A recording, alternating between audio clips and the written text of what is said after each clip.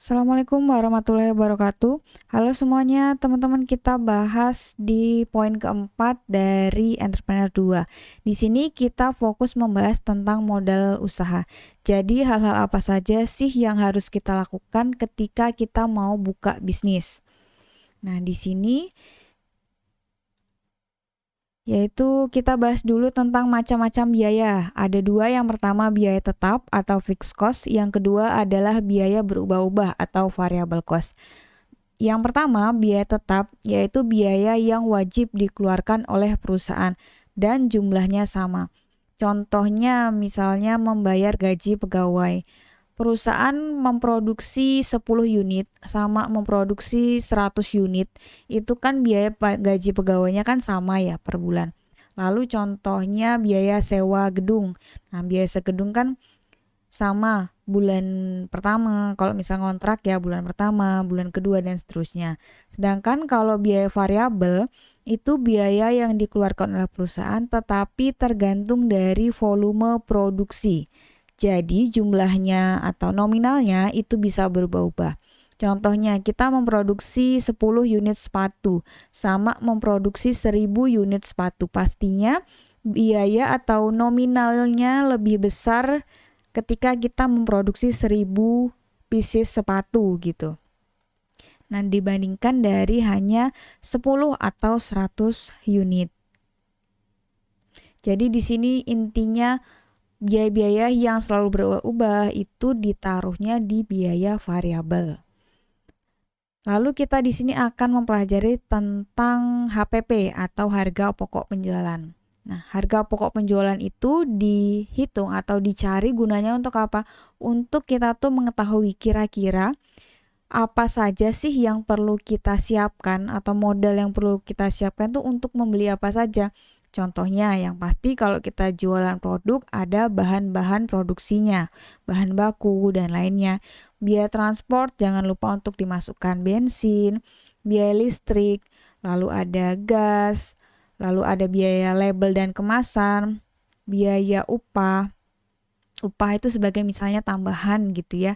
Lalu ada biaya pemasaran dan lain-lain. Disesuaikan dengan produk yang dijualnya. Jadi hal-hal yang dituliskan di sini nggak pasti setiap produk atau setiap perusahaan itu sama.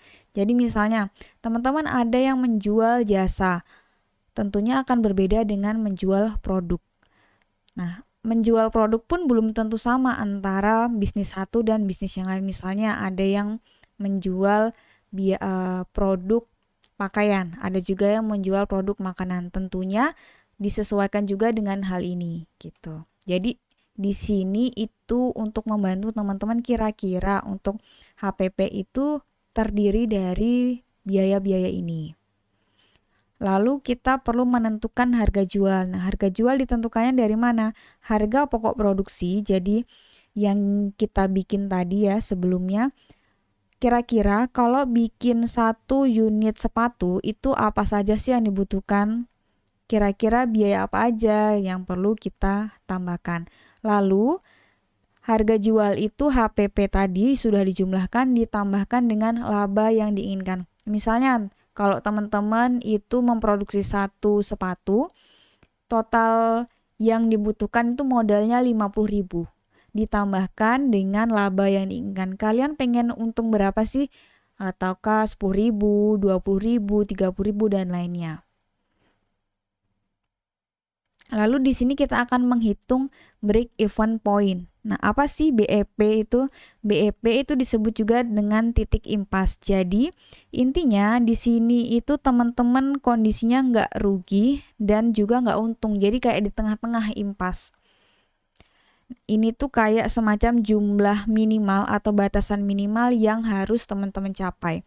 Kalau kalian mau untung, otomatis kan harus memproduksi barang atau nominal yang lebih tinggi daripada BEP-nya.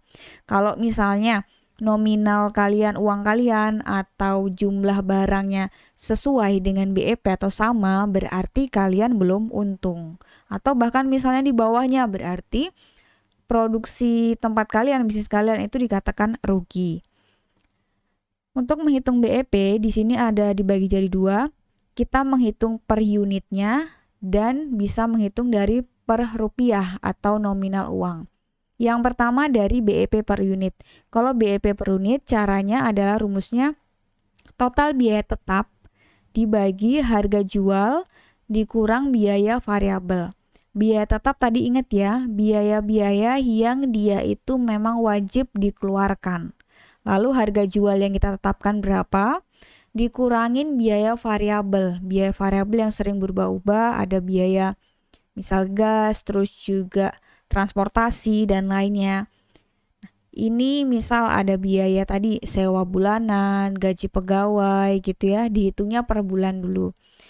Teman-teman hitung dan dijumlah, misal kalian bisnis itu untuk totalnya adalah 50 juta.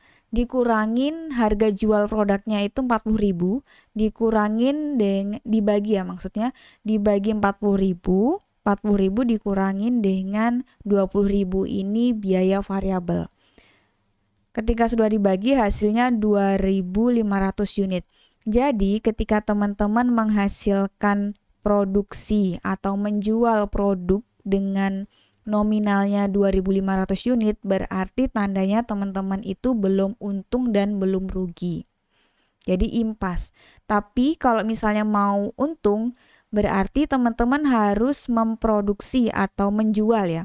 Menjual lebih dari 2.500 unit. Itu bisa dikatakan untung. Jadi ibaratnya BEP itu titik minimal. Kalau pengen untung berarti teman-teman harus melebihi dari jumlah yang sudah kita hitung ini. Lalu yang kedua kita menghitungnya dari BEP per rupiah.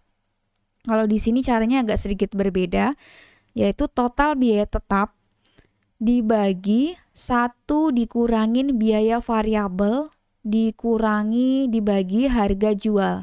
Sebetulnya hampir mirip, cuman kalau yang per rupiah ada 1 dikurangin ini. 50 juta dibagi 1 dikurangi 20.000 per 40.000 sama dengan 100 juta. Jadi kalau teman-teman ibaratnya omsetnya sebulan itu 100 juta bisnisnya, berarti bisnis kalian itu belum untung dan belum rugi. Kalau pengen untung gimana? Harus melebihi dari 100 juta ini gitu. Nah, BEP itu bisa menentukan juga target penjualan. Kita targetnya berapa?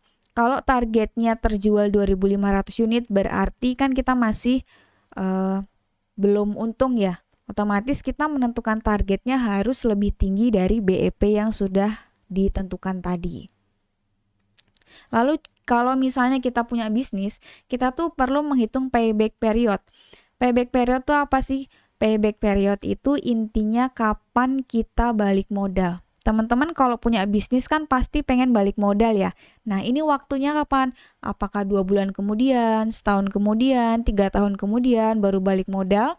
Nah bisnis yang bagus itu dalam 5 tahun pertama atau aliran kasnya dalam 5 tahun pertama itu sudah untung, itu berarti dia sudah bagus. Tapi kalau misalnya balik untungnya atau balik modalnya itu lebih dari 5 tahun, itu perlu diperhatikan lagi.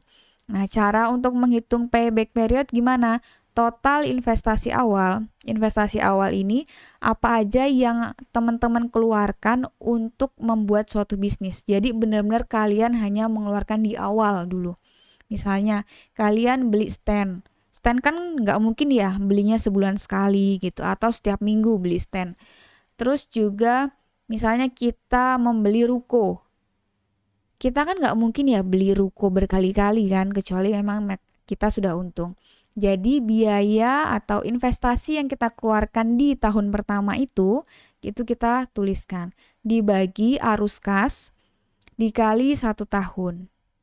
Arus kas ini semacam kayak teman-teman berhasil menjual berapa. Misalnya kalian berhasil menjual 2.500 unit dikali harga jualnya. Nah itu masuknya ke arus kas. Arus kas ini juga bisa setahun, bisa sebulan gitu.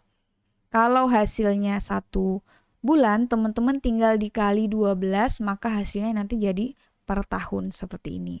Ini ada contohnya. Investasi awal itu 120 juta. Aliran kasnya untuk tahun pertama menghasilkan 50 juta, tahun kedua 50 juta, tahun ketiga 50 juta. Terus gimana caranya? Total investasi awalnya berapa? 120 juta dibagi arus kas. Arus kas karena ini arus kasnya sama, kita langsung menuliskan aja di sini 1.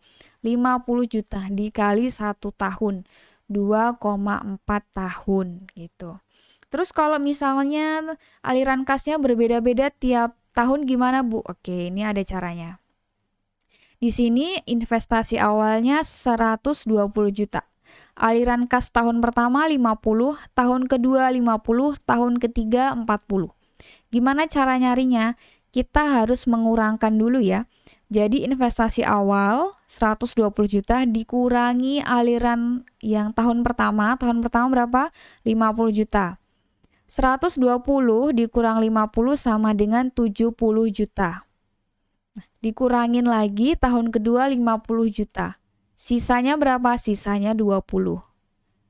Terus mungkin ada yang tanya, Bu, kok ini tahun ketiga nggak dikurangin? Coba kita kurangin. Kita kurangin, kalau misalnya kita kurangin 40 juta berapa? Minus 20 juta, ya kan? Nah, payback period ini kita menghitungnya itu sampai jumlah atau nominal pengurangannya ini jangan sampai minus dulu. Berarti kalau nggak sampai minus di tahun kedua, ya kan? Kita tulis nih, tahun kedua itu berhenti di angka positif. Ditambah 20 juta ini dari hasil ini, pengurangan dari aliran 1 dan aliran tahun kedua, dibagi 40 juta. 40 juta ini apa, Bu? 40 juta itu dari tahun ketiga yang belum kita kurangkan tadi. Dikali 1 tahun. 1 tahun itu ingat 12 bulan ya. Jadi di sini 2 tahun tetap aja ditulis. 20 juta dibagi 40 juta kan 0,5. 0,5 kalau dikali 1 tahun kan jatuhnya nanti 0,5. Nah, teman-teman ingat bahwa 1 tahun adalah 12 bulan. Jadi 0,5 dikali 12 bulan sama dengan ini. Gitu ya. 2 tahun 6 bulan. Seperti itu. Oke, itu saja yang bisa saya sampaikan untuk materi di modal usaha ini. Sekian dari saya. Terima kasih. Wassalamualaikum warahmatullahi wabarakatuh.